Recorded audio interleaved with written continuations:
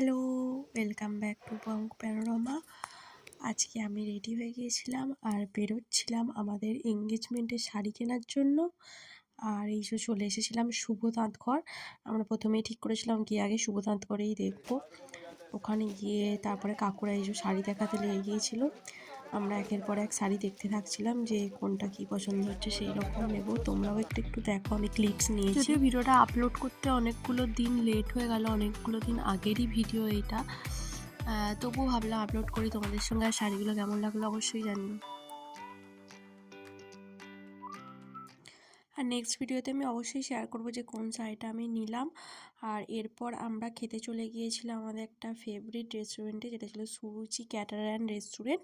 ওই তালিত রেলগেটটা পেরিয়েই, তার মধ্যে ও চলে এসেছিলো ওর অফিস শেষ করে, সেদিনকে ওর হাফ ডে ছিল। দিয়ে আমরা চারজনে একসাথেই খেতে গিয়েছিলাম এই সুরুচি ক্যাটারান রেস্টুরেন্টে। এখানকার মানে অ্যাটমসফিয়ারটা এত সুন্দর, আমরা যতবারই চাই মনে হয় আরও একবার চাই, আরও একবার চাই। জাস্ট একটুখানি ক্লিপস দেখাতে পেরেছি, জায়গাটা আরও অনেকটা বড় ছিল।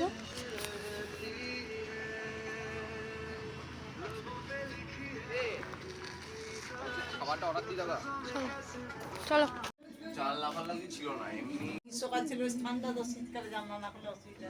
হাতে করেছে কি হ্যাঁ কোনগুলো এইগুলো এরপর খাবার অর্ডার করে দিয়ে যতক্ষণ না আসছে আমরা একটু ক্লিপ নিচ্ছিলাম, ফটো তুলছিলাম।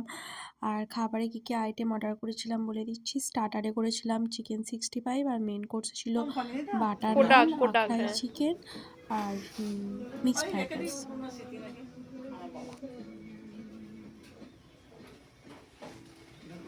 আমরা প্রথমে একদম বেশি ওরা সব এমনি সবাই মিলে তো খেতে বসে পড়বো।